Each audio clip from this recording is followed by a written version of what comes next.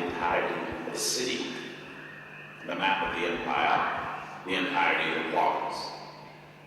In time, those unconscionable maps no longer satisfied, and the Cartographers Guild struck a map of the empire whose size was that of the empire, and which coincided point for point with it.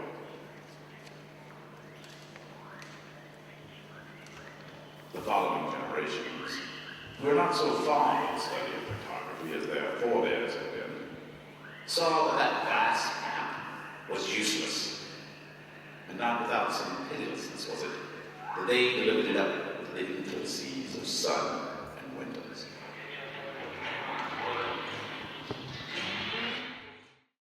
In the deserts of the West, still today, there are tattered ruins of that map, inhabited by animals and beggars.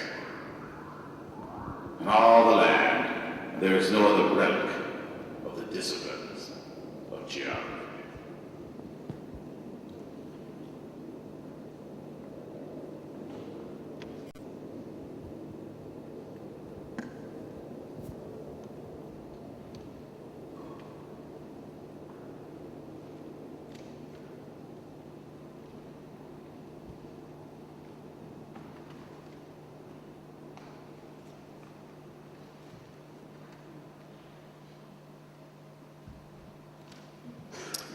Yes, you are hearing me well. These are English words. I've come today from elsewhere to rehearse a site-specific performance of universal knowledge, one that I call Ouiconsin Eidos.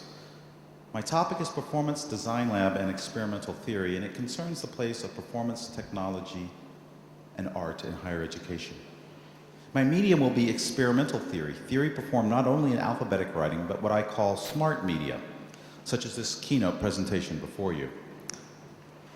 I'm first going to frame where I'm coming from in two ways, one historical and geographic, and the other more theoretical and perhaps philosophical. Now, on the face of it, Ouiconsin Eidos is absurd. How can universal knowledge be performed at a specific site, especially when one with such an odd name? And isn't universal knowledge dead? Now, the site I'm coming from today was founded in 1848, but its infrastructure is ancient and reaches around the world. Performances of universal knowledge may be absurd, but they occur every day, 24/7, through a network of institutions that we call universities. Designed and built at such sites as Paris, Cambridge, Heidelberg, and going way, way back, Athens. Today, these sites and nearly 10,000 others form the broadcasting network of Eidos, of ideation, the notion that we think in ideas. It's a cosmic theater, these global performances of knowledge, for no matter how specifically situated they are geographically or conceptually, they emerge within an institutional infrastructure founded on an appeal to universal objective knowledge based in human reason, organized into the various disciplines of the arts and sciences, and projected on and indeed as the world. Now, this woodcut map by German cartographer Martin Waldseemüller appeared in the 1513 Strasbourg edition of Ptolemy's Geographia, a work that dominated cartography for 1,500 years. Now, Waldseemüller's map is among the first to show any part of North America. I think that's Florida, where I was born. And it was here that I first studied French theory. Theorists whose texts have made me look at stories and maps very differently, revealing a feedback mechanism between French and English, a strange loop that produces many uncanny effects. For instance, the late great American performance theorist Herbert Blau argued that French theory emerged as the imported sublimation of the American social and sexual politics of the 1960s, and that when U.S. universities later imported Derrida, Foucault, and others, it was, in Blau's words, the re-sublimation of the 60s. Perhaps the French theorists had incorporated something at that Johns Hopkins conference in 1967 that later produced returns at Yale, Berkeley, and elsewhere. Now here is another strange loop. Hear the term performance. It may sound English, yet it comes from the Old French word parfournir. Pardon my French here. Now, this means to thoroughly furnish, provide, or do. And for near comes from the Old High German frunja, which means to move forward or away, and hence from, as in where I'm coming from, or where performance is coming from. Performance comes from, really from this toing and froing or shuttling movement across time and space. Now, of course, excuse me, I forgot my cue there. Now, of course, today the English word performance comes loaded with an exorbitant range of usages. So its return here and now today must sound rich and strange. Now, note the strange navigational grid system here and contrast it with this next map from 1650, which was designed by the French royal geographer Nicolas Sanson. Note the curved grid and the empty white space. René Descartes is widely hailed as the father of modern philosophy, for he rebooted Plato's eidos as ideas, as clear and distinct ideal forms, as objects set before human subjects. Further, Descartes' unification of arithmetic and geometry through the Cartesian grid also updated the ancient cartographic coordinate system which had been invented by Ptolemy. By projecting Cartesian geometry upon this grid, space could be measured and calculated in unprecedented ways. And it was, with ships and guns and churches and schools. With European colonialism, the world was mapped abstractly and then filled with eidos, with forms, with calculated geopolitical states. We're headed to where I'm coming from. The Sampson map was the first to show all 5 of the Great Lakes. It's right in the middle of the map there. Now this next map from 1775 depicts parts of Louisiana, Pennsylvania, and Canada, which the French called New France. Now, French exploration and colonialism in the U.S. upper Midwest begins with Jean Nicolet in 1637, brandishing firearms or thundersticks. This French legacy is largely forgotten within mainstream U.S. history, as French colonialists and their Great Lake Indian allies were later defeated by British colonialists and their Algonquin allies from New York, in what we Americans call the French and Indian Wars. Note how European conflicts were thus mapped onto indigenous tribal rivalries, and vice versa, perhaps. Again, note this grid. This grid and the Great Lake help us situate Ouiconsin Eidos, which is the shape of Wisconsin. They help us place it within the emerging geopolitical space. Its outline was drawn in 1836. This is the site of our performance today. Now, eidos, of course, was Plato's interpretation and teaching of being as form, as visual contour or aspect. That's the idea of ideas. Now, Wisconsin, with a W, is an anglicized version of Wisconsin, as in wee wee, you are hearing me. The archaic Wisconsin was a French spelling of the Algonquin word Wisconsin, or however it was pronounced. And this word was thought to refer to the area's red rock riverbanks, although its aboriginal meaning is lost in time. Many indigenous peoples have also long since disappeared, including the Mesconsins, whose name appears right below Eidos. Other tribes were displaced, and some were given land through treaties. Cartography and history are the showing and telling of ideational colonialism, of Eidos gone global. They organize modern space-time and constitute one of the most powerful applications of that other French theory, Cartesianism. Isn't all modern thought French theory in this sense? And what we call post-68 French theory actually counter or contra theory. So we sort of have French theory 1 and French theory 2.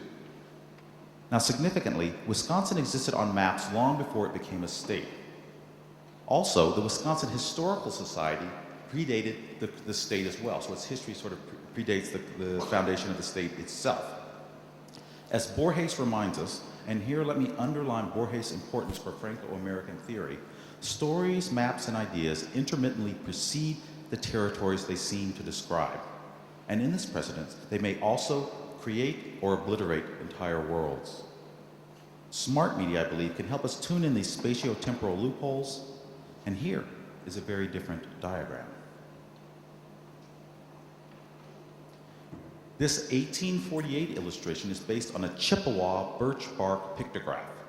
This document was part of a petition by 7 clans to the US government to relocate to an area in Wisconsin that they had ceded away decades earlier. Now these birch bark pictographs, and this is a representation of it, were used by the Chippewa, or the Ojibwe, as they're called today. They were used by them to record migrations, songs, rituals, astronomy, and thus cosmology.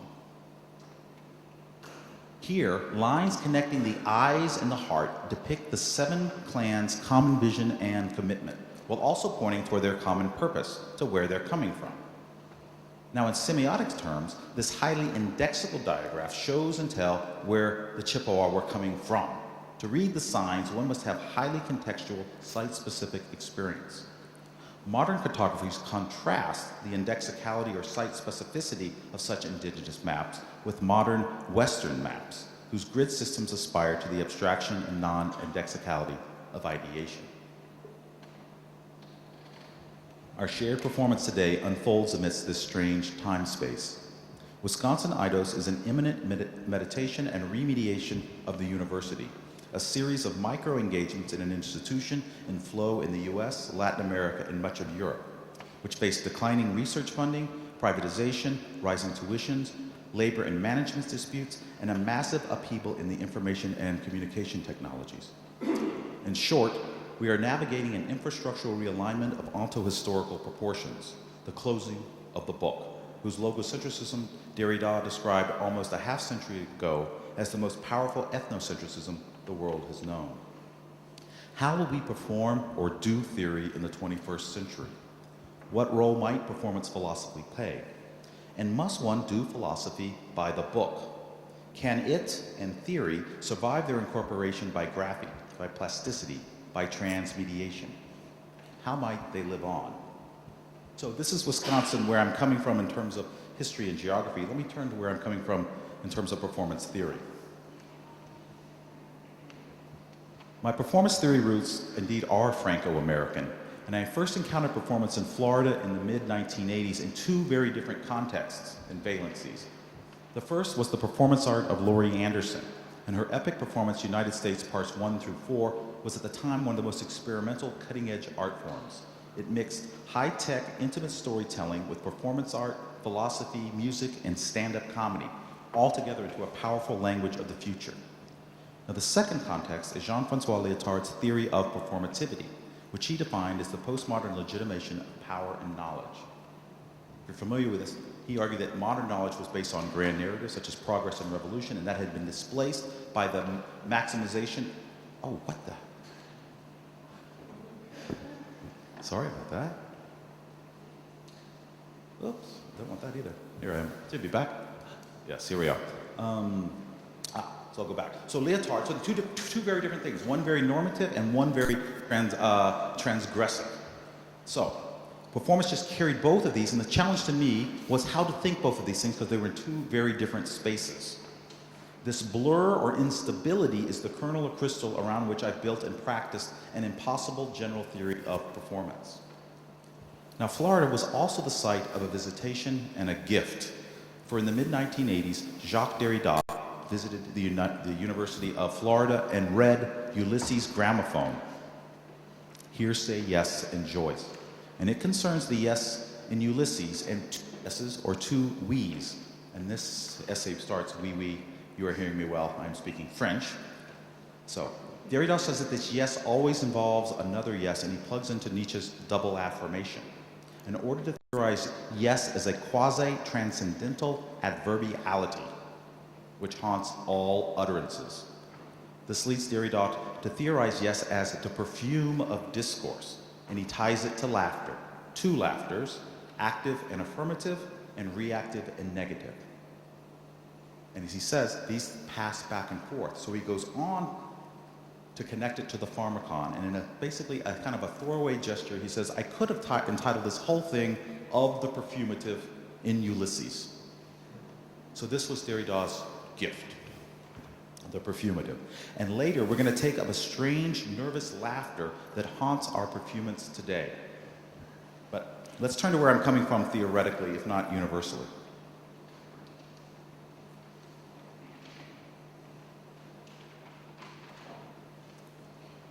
hope you will allow me to cite this diagram from my book, Perform or Else. It is the conceptual architecture or installation site for a general theory of performance. Perform or Else explicitly rehearses this theory. It's a giant thought experiment that's been performed at scores of sites over the past 3 decades. So this is one of my favorite sites, and let me give you a quick tour, starting at the level of discourses and practices, or blocks of words and gestures around which subjects and objects take shape. Of course, another name for discourses and practices is performatives and performances. And here I'm drawing on Austin's notions of performative, words that do something, and then Schechter's notion of performances or actions that say something, that have symbolic force. The binding of performative and performances produces, again, subjects and objects. And you can think of this perform or else as an imperative, and you might ask, where do you feel these pressure points? To perform, say, as a scholar, or as a lover, or as a health patient. These conflicting pressures, that is what I'm talking about. Now, this is an imperative, and it exists across different socio-technical systems. So let's move to the second level, paradigms of knowledge. And Perform or Else focuses on 3 paradigms. Cultural performance, whose field stretches from theater to ritual and beyond, and its main value is social efficacy, that is doing the right thing. We are sitting in that paradigm right now. The second is technological performance, and these concepts were developed by engineers. So I should say my method is I go where people are already using this term and see what practices are connected to them. So engineers and computer scientists have theorized performance in relation to missiles and computers and bottles. There are performance specs for this bottle right here. Its main value is technical effectiveness. The third is organizational performance. This was developed by management folks, and it stretches from workers to managers to entire organizations. Here, the main value is efficiency. Now, these 3 paradigms are very distinct, and they have different conceptual histories and different fields of application, but they also come together in both theory and practice through something called satisficing, that is, satisfying and sacrificing at the same time. Yet this demand of Perform or Else hasn't always been with us. It's also historical. If you wanted to put some dates on it, Lyotard says 1945. In terms of ontology, I would say it involves the concerns the closure of the modern humanist episteme, the reinscription of Western logos, and the displacement of Eidos. This brings us to the performance strata. As I mentioned, Lyotard theorized postmodern knowledge as performative, but before him, Herbert Marcuse in Eros and Civilization theorized something he called the performance principle, which was the reality principle of post-industrial societies. For Marcuse, performance is alienated labor. It spreads from factory to office to everyday life. Now you can think about this strata in Foucault's terms. It's an ontohistorical formation that I think is displacing discipline. Deleuze theorized this in terms of society of control, Hart and Negre in terms of empire, and Virilio in terms of dromosphere. So I'm operating in the same neighborhood here. Now the first part of Perform or Else lays out this general theory, but the second part takes it apart or provides a program for doing so. That is, for de-stratifying performances. At the level of discourses and practices, at the level of discourse, I say this happens through christening, or if you like, a catastrophic naming. At the level of gestures, I lean on Schechner here and I call it catastoration, is restoration of behavior. A simpler term might be queering, the queering of discourses and practices. Now, at the level of paradigms, I theorize destratification via gay sci-fi, or transversal collaborations and mutant mixes of knowledge.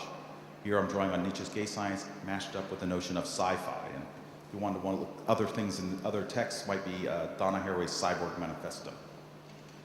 Now, research at the border of art and life, science and life, tends to be interdisciplinary, transdisciplinary, extradisciplinary. At the level of strata now, I theorize this destratification in terms of disastronautics, or time travel across different ontohistorical formations. We might think here of Benjamin's Angel of History. Now this may sound fantastic or impossible, and it is, as well as very common. Today, for instance, we are suspended between disciplinary and performative strata. Here at this site, we will navigate these levels through smart media, DesignLab, and Ouiconsin Eidos. So let me move now to DesignLab.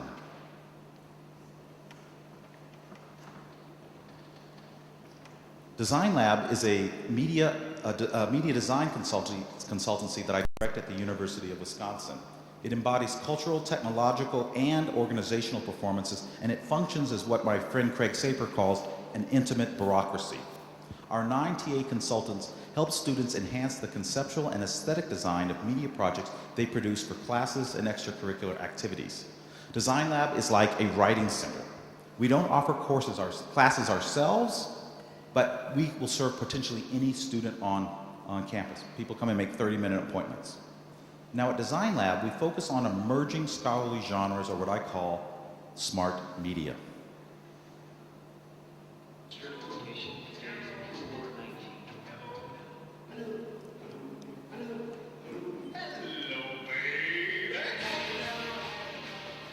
Examples of smart media include video essays, TED Talks, and theory comics. These genres supplement traditional genres of books and conference papers. Working in smart media involves thinking in interactive multimedia, presenting in new venues, and engaging new audiences. At a deeper level, smart media entail a massive redesign of our experience of knowledge and a restructuring of its underlying architecture. Smart media open us up to a new space of thought. And we can understand smart media as mashing up two machines, the ideation and the spectacle machine, whose opposition forms the Platonic roots of Western culture and our academy. Each is a different way of organizing thought and approaching the world. Now, Plato opposed the ideal forms and logic of literate philosophy to the heroic images and mythic stories of the oral Homeric world. For Plato, mimesis was a drug or a pharmacon that he battled with a stronger drug, that of dialectics. Here I'm channeling Derrida's reading in Plato's Pharmacy. Now these oppositions, I believe, also guide the West's encounter with its others and shape the university's relationship to popular culture. As I said, smart media mashes up these two machines. They are affective and conceptual, playful and rigorous. It may take us decades to invent digital scholarship's killer apps. Smart media are early experiments, and DesignLab is a laboratory for studying and creating them. Now, DesignLab is located in our university's busiest library, and it's right there in the mid-ground, and behind it a couple of media studios. We've been open for 4 semesters, and this past year we had over 700 consultations. Again, we are a transdisciplinary collaboration with the libraries, and what faculty bring to the library are innovative uses of their spaces.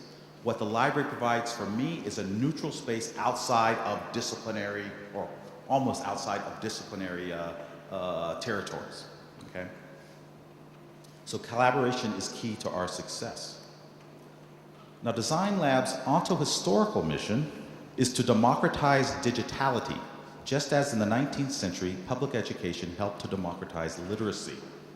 Now, I define digitality as the global reinscription of oral, literate, visual, and numerate archives into network databases, and the accompanying changes in social organization, identity formation, and ontologies. Our goal is to make digital design as widespread as writing and composition. Thus, to democratize digitality, we seek to democratize design, to bring practices such as video production, sound design, and visualization to potentially all students, helping them to learn to remediate ideas and experiences into different digital forms and to build portfolios of intelligent work. Now, I've said that DesignLab seeks to democratize digitality by democratizing design. And through this, I'm also hoping to democratize experimental theory. Theory that engages its own infrastructure. Here are 4 20th century texts that experiment with the form of the book. And significantly, each has been remediated into other media. The top left, we have Walter Benjamin's proposed Arcades project, which was, as you probably know, he proposed a history of the rise of commodity culture in 19th century Paris. The proposed method was direct montage of primary text and photographs meant to create flashes connecting historical and messianic time.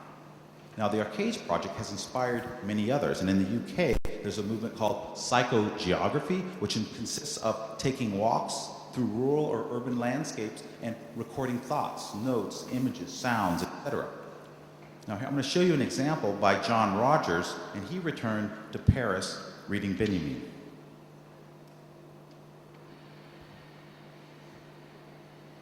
An intoxication comes over the man who walks long and aimlessly through the streets. With each step, the walk takes on greater momentum. Ever weaker grow the temptations of bistros, of shops, of smiling women. Ever more irresistible the magnetism of the next street corner, of a distant square in fog, of the back of a woman walking before him. Now, psychogeography is also inspired by the Situationists, and a second example of experimental theory is Guy Debord's Society of the Spectacle. While Benjamin envisioned a montage text, Debord published both book and montage film with pop images and Debord's own narration. He detoured the spectacle machine to create a counter-spectacle. Le spectacle n'est pas un ensemble d'images, mais un rapport social entre deux personnes, médiatisé par des images. Le spectacle, compris dans sa totalité, est à la fois le résultat du projet du mode de production existant. Il n'est pas un supplément au monde réel, sa décoration surajoutée. Il est le cœur de l'irréalisme de la société réelle. Sous toutes ses formes particulières, information ou propagande, publicité ou consommation directe du divertissement, le spectacle constitue le modèle présent de la vie socialement dominante. Il est l'affirmation omniprésente du choix déjà fait dans la production et sa consommation coordonnée. The third example of experimental theory is The Medium is the Massage, a 1967 collaboration between Marshall McLuhan and graphic designer Quentin Fiore. Each two-page spread is unique, and these pages are kind of falling out of this book here, with the images and text sometimes working together and sometimes working at odds. Now, interestingly, they also produced an LP version of this book, which I'll play a little bit for you now.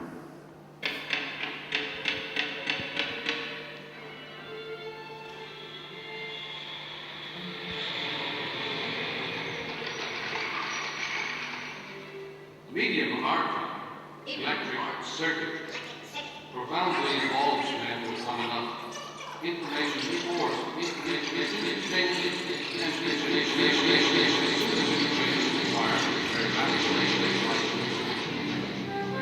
our electrically configured world has forced us to move from the habit of state classification to a mode of passive recognition. We can no longer build a series of block-like, step-by-step, because instant communication ensures that all factors back to video.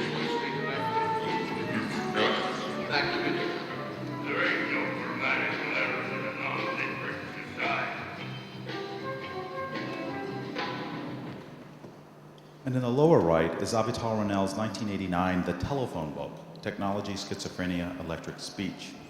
Now, the telephone book is itself an event, with each page design being unique, and this really forms, I think, Avital Ronell's signature collaboration with the late designer Richard Eckersley. Now, this book was also remediated into a live theater performance by artist Ariana Reines. And what I'm going to show you here is the character Miss Saint, who was a patient of Carl Jung's. We need what we understand, naturally. This equals justice. What? You don't understand what? What?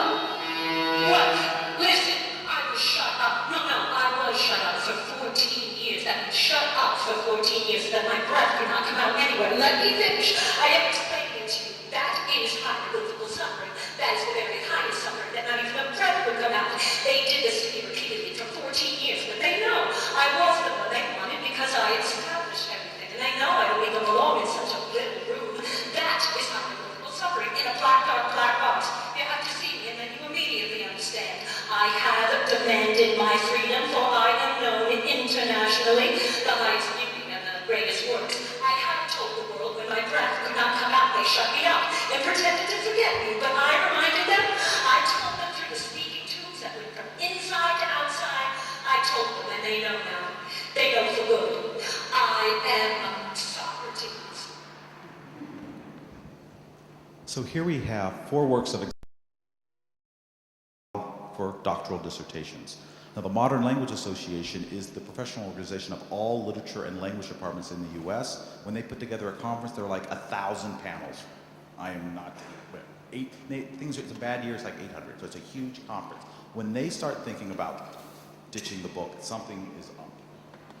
Now, despite these developments, challenging theory's logocentric infrastructure carries great risks, as they touch upon the boundaries of disciplinary knowledge, its hierarchical structure, its protocols and criteria of evaluating students and faculty alike. The democratization to come of digitality, of design, and of experimental theory does not proceed easily. Now, smart media and experimental theory operate across media. It is there that discourses and practices are queered, that mutational forces gather. Now, let's turn to the level of paradigms in DesignLab's transversal institutional structure. And again, these are what I call gay sci-fi. So what we're trying to do, our TAs come from these 9 different departments, and we're seeking to leverage their knowledge and experiences from different domain knowledges while training them in the areas of experience design, information design, and information architecture. Perspectives that open onto everything from websites and public spaces to philosophical systems and social activism. So while the libraries and central IT are really assist us with organizational and technological performance, our TAs really hone our cultural performance. That is through our face-to-face interactions. So we're making our way towards Ouiconsin Eidos and the level of ontohistorical strata. Stepping back, the University of Wisconsin is a public university, and it's guided by something called the Wisconsin idea. And it's expressed in this maxim, that the boundaries of the university are the boundaries of the state. So the Wisconsin idea originated as part of the progressive political movement about 100 years ago, and it was copied nationally and internationally. And at the heart of the original Wisconsin idea was that our state was itself a laboratory for democracy. Now, the most famous and powerful advocate for the Wisconsin idea was Fightin' Bob La Follette, great-grandson of Joseph La Follette, a Frenchman who had fought in the American Revolutionary War and then settled in the Midwest. Robert La Follette was a progressive Republican who served as the governor and then senator for Wisconsin, and then in 1924 ran as the Progressive Party candidate. Now, one of the most fascinating innovations in the Wisconsin idea was a team of researchers in the Legislative Reference Library that was set up inside Wisconsin's Capitol. Conceived and led by UW graduate Charles McCarthy, who is pictured here with 2 unnamed assistants, this library helped transform the writing of legislation in the US, basing it on expert knowledge rather than corporate patronage. McCarthy's office helped compose some of America's first laws in worker compensation, railway reform, and progressive taxation. Now, the Wisconsin idea has been a part of my university's identity, and it defines its core mission. And it touches, I think, on the very idea of the university, of Eidos itself. For the boundaries of the university are the boundaries of Eidos, or the boundaries of the state are the boundaries of Eidos. This is the Wisconsin Eidos. The situation of Wisconsin is relevant, I think, to all contemporary universities, especially research universities, given the highly contested political, economic, and technological forces shaping higher education today. What happens to the Wisconsin idea in the shift from disciplinary to performance strata? Today, my university serves the global citizens of Wisconsin, and they reconfigured it basically during the 90s during globalization. And our state and federal governments are dominated by pro-business politicians, not academic experts. And if you know anything about the uprising, I do have a section where I talk about the Wisconsin uprising. I'm going to skip over that, but that kind of really showed when the right-wing government came in and basically, all chaos broke out, but that's another day. Okay, so our situation, our site-specific performance, as I said, I don't think is unique. More generally, what happens to modern ideation as our grand narratives of progress and revolution confront performance metrics for economic, social, and environmental performances? What trace of Eidos remains? What happens to the clarity of inside and outside? Now, recall our mise en scène. It's actually built from fragments of this diagram. This is Deleuze's diagram of Foucault, with the historical strata arranged around a fold, an abyss, or what I call a drill site, which opens up to daring and disastrous lines of flight outside. Between strata and outside is a zone of strategies, battles of forces. Today we perform in the fold or turn between disciplinary and performance strata, and you can see the perfumative element infuses the entire scene. I read those little dots as Derrida's perfume coming in there. Now, in their book, Kafka, Towards a Minor Literature, Deleuze and Guattari contrast two architectural spaces, which I'm going to map here onto disciplinary and performance strata. The first involves a tower of transcendence and infinitude, but also limited and discontinuous blocks, or if you like, apparatuses. Now, D&G associated this architecture with ancient Chinese bureaucracy. The tower enables surveillance of subjects' passage from one block to another. And you can think about basically their files were stored on paper inside of file cabinets. Okay? The second architecture is one of hallways and sliding doors. Its space is imminent yet finite, and it's composed of contiguous blocks. Now, Deleuze and Guattari associate this with capitalist and socialist bureaucracies and also with schizo-becomings. Sliding doors open and close on different blocks, enabling sudden jump cuts between different power arrangements.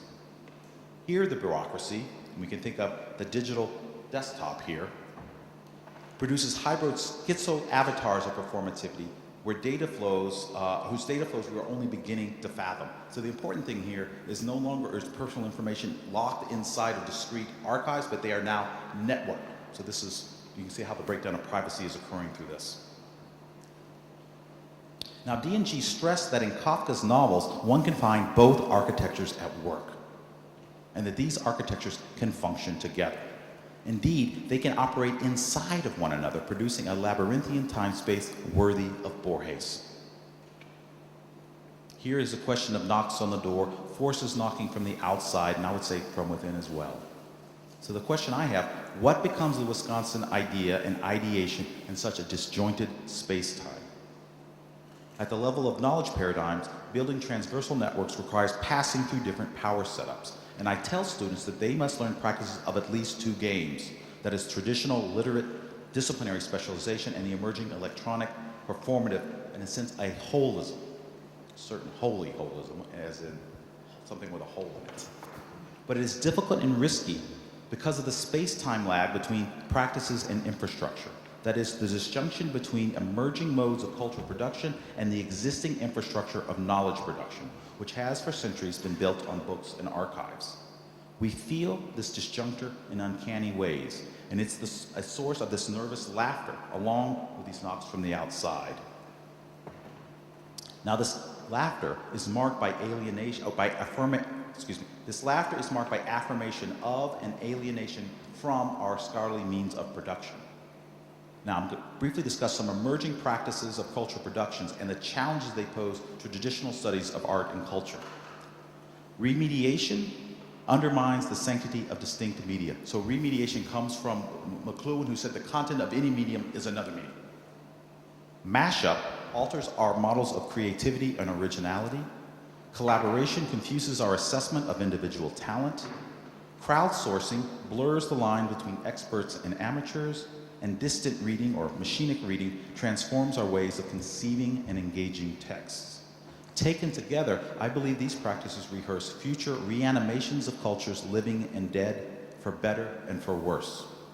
What becomes of culture in the age of mashup and Creative Commons? Now, these emerging practices have the making of a broad transvaluation of values, a reversal and displacement of long-held humanist values. Let's turn to the institutional structures now.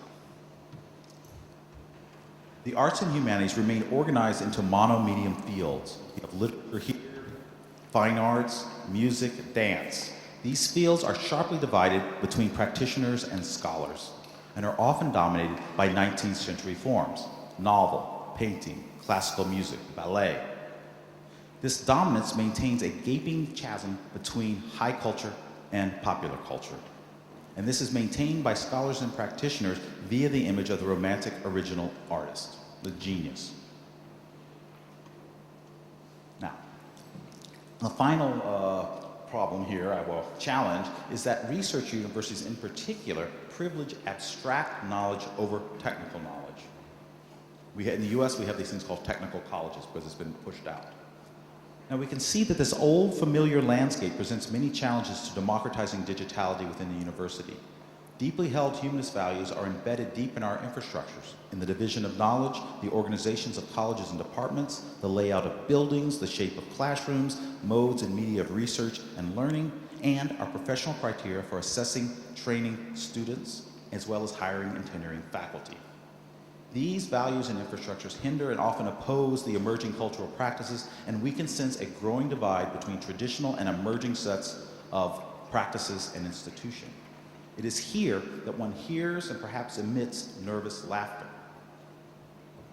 echoing between yes and no, affirmation and alienation, whether one affirms or negates one side or the other, and perhaps especially if one tries to do both or neither.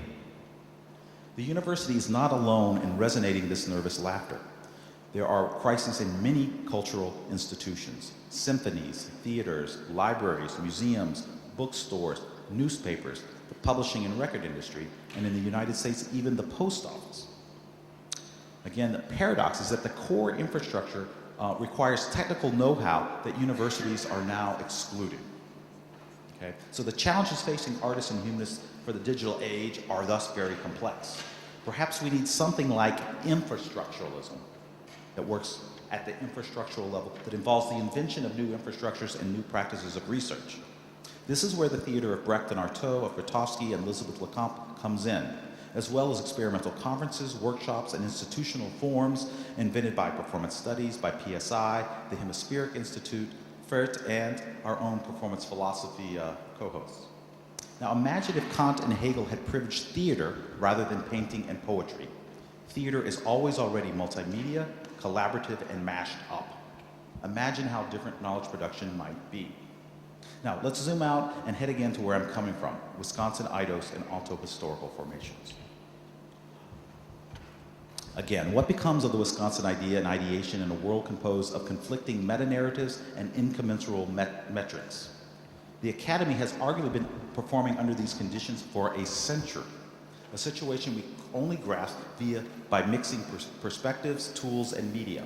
Or rather, they must grasp us, for they are the media technologies of 19th and 20th century spectacle machines. These are machinic assemblages that have been excluded from the Academy, but now let's imagine retooling them with the critical practices from avant-garde cinema, for instance, or documentary film, or indigenous media.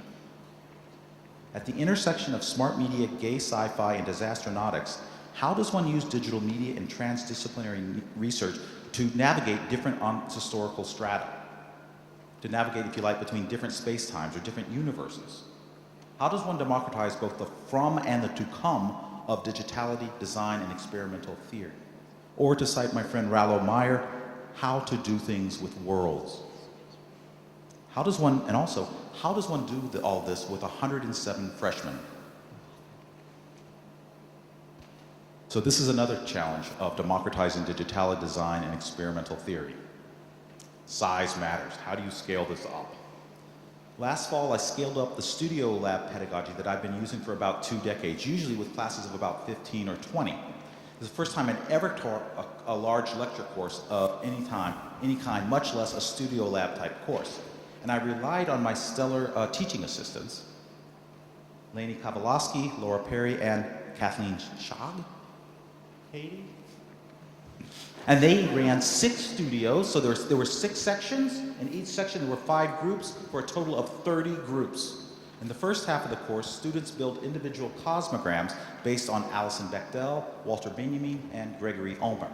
In the second half of the course, we turned to designing Wisconsin experiences and addressed the disjunction between emerging practices and existing structures. Now, to address this challenge, Project 2 had students use archival materials to redesign some signature Wisconsin experiences or historical events, remediate them into smart media. So, among the 5 events, If you look down, in the top right, we see Wisconsin idea. In the lower left, this is the Black Hawk War of 1832. The Sauk chief, Black Hawk, was contesting an 1804 treaty which had given away his birthplace. The quote-unquote war ended in the massacre of hundreds of Sauk Indians in western Wisconsin. In the center, you see the early days of Earth Day. In 1970, Wisconsin Senator and ex-Governor Gaylord Nelson got legislation passed to create Earth Day in the United States. And it started out as a week-long sit-in of teaching about ecology and the impact of industry on environment. Now, all of these events are very complex and difficult to research, and more difficult perhaps to share with different audiences. I guess the bigger question for me is, what is the future of the past? So one of the biggest challenges we have are these cultural institutions are connecting with young people. This is really the challenge that they face. And again, they're not just happening in Wisconsin, but nationwide, okay? And we might also ask, what becomes of experience when it can be designed, marketed, and critiqued on the World Wide Web of links and users? So, in these different sections, they focused on different smart media genres. Some of them worked on lecture performances, and some of them worked on podcasts, and some of them worked in something called ARIS, which stands for Augmented Reality Interactive Storytelling. Now, we studied different theories of historiography and geography. We studied practices of experience design and developed different frames for making and critiquing work. And through OMER, we also studied Cora, the non-place from which all forms emerge. Now, the course enabled me to learn much more about the site specificity of the Wisconsin idea. And I'll spend a moment here. So our class met each week in Bascom Hall in a lecture room. Well, I was going to say it's much like this one, but it's nothing like this one, but a large lecture hall. This is the main administration building, and it was built in 1859, and it sits atop Bascom Hill overlooking the surrounding lakes. Note the round portico and the domes and the spire on the original building. By 1909, at the heart of the progressive era, a new portico and dome had been added, as well as new wings and a statue of Abraham Lincoln. All of this contributed to the neoclassical design of Bascom Hall. But 7 years later, disaster struck when the dome caught fire and collapsed. This is what Bascom Hall looks like today. And there's a lot of history on this site, and thus its importance for our performance of Ouiconsin Eidos. In the 1960s, anti-Vietnam protesters covered Bascom Hill with effigies of gravestones. And this image of Lincoln's statue looking out over these effigies transforms Bascom Hill into an effigy of Gettysburg, I believe, which is one of America's most hallowed places. There are also, of course, hallowed times. And I know that May 68 is one such time within French history and within French theory, and also this great university. Well, this is April 68 in Madison, the day that Martin Luther King was assassinated. The year before, students protesting against Dow Chemical had been trapped and beaten in a nearby building, and this set off years of violence that culminated in 1970 with the bombing of Sterling Hall, which was like a Oklahoma City type bombing, carried out by students. And there was a researcher killed inside. So Bascom Hall is thus a sacred space, but one very rich and strange. In 1978, a few years after the war had ended and President Nixon had resigned, students elected an absurdist student government called Pail and Shovel.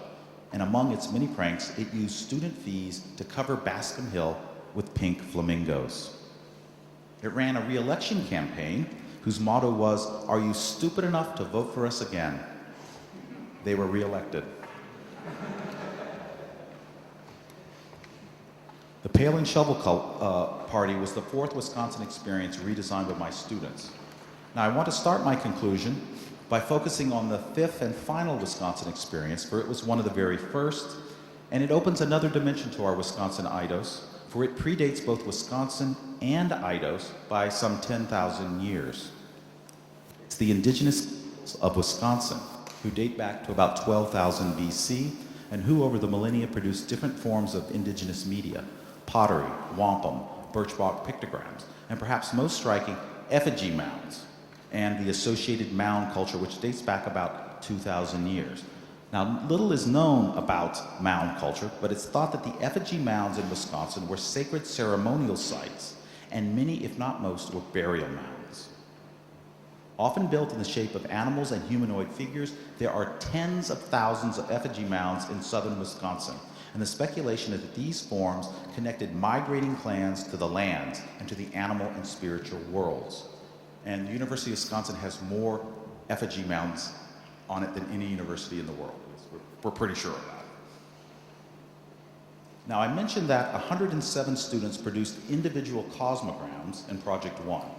Today, bringing Project 2's collective research into a constellation opens up the possibility of generating a Wisconsin cosmogram. That is, a flash generated by different ontohistorical strata, even different universes. For instance, what's the relationship between the Black Hawk War and the Wisconsin idea, or Earth Day in Palin Shovel's Pink Flamingos? Now, at the term's end, my students' projects produced an unsettling insight around our own performance site, namely that Bascom Hall, ground zero for the Wisconsin idea, was itself built upon 3 indigenous effigy mounds. Now let's reflect on some of the differences between the forms of Eidos and those of the mounds.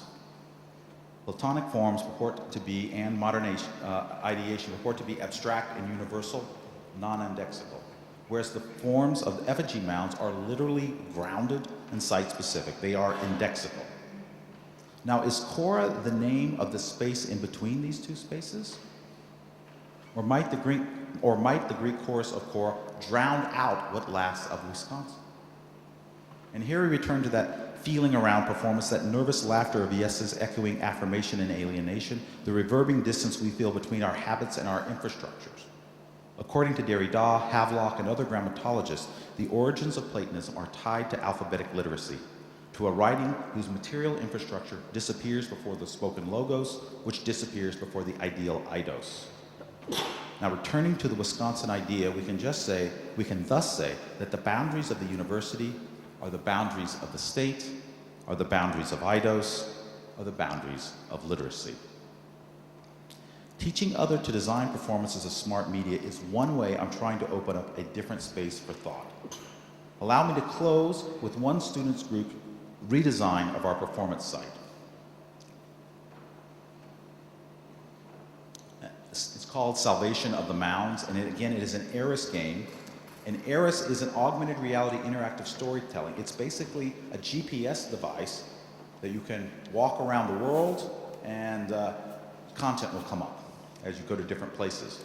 For my class, a team of 4 students did archival research on mound culture, then organized time travel encounters on the sites with a Native American scholar, pre-Columbian Indians, early settlers, and a modern preservationist and a construction worker, all of which were situated on a Google map, and again, you could walk around campus and encounter them.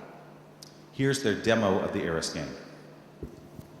Okay, so as you start out the game, you read a little introduction about it, and then the first thing to pop up is Aaron Berger, who's the local scholar on the Mounds, and that gives you some background information on the game that you're going to be playing. Then your first quest is to visit the Native Americans, but before that begins, you watch a little video about nature to kind of get you in the spirit of preserving nature and preserving the things around us. So that you're sent back to the year 980 and you have to travel to Observatory Drive, which is speak with the Native Americans. And in order to gain the knowledge about the effigy mounds that you need to trade tobacco with them, which is a common form of trust building, or was a common form of trust building with the Native Americans. So then you find out about the effigy mounds and then you're good to go. Congratulations. And then Aaron Berger will send you on your next mission, sending you back to the time of the settlers. And you're going to meet them at their boat dock at Memorial Union. And then you're going to speak with the settlers about the effigy mounds and the importance of them. The settlers, were known for destroying effigy mounds in order to farm and to build things.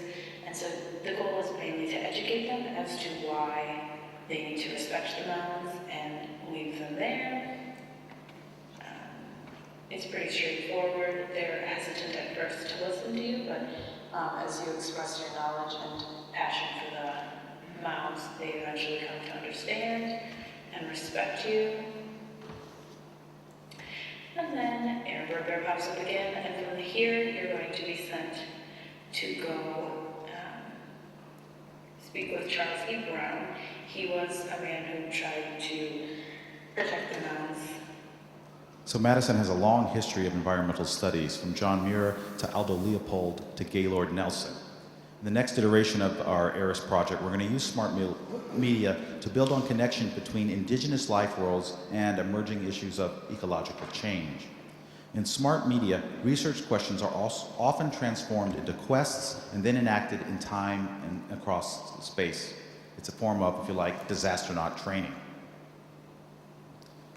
In the end, Ouiconsin Eidos names a cosmographic performance that recombines, for better and for worse, elements of orality and literacy, ritual and theater in order to rehearse emerging modes of digitality. It often unfolds on specific sites dedicated to universal knowledge, such as this one today. Smart media, experimental theory, performance philosophy. As remixes of Eidos and Imagos, they connect thought and sensation in new and sometimes troubling ways, ways from beyond the human, the animal, the plant, and even the planet.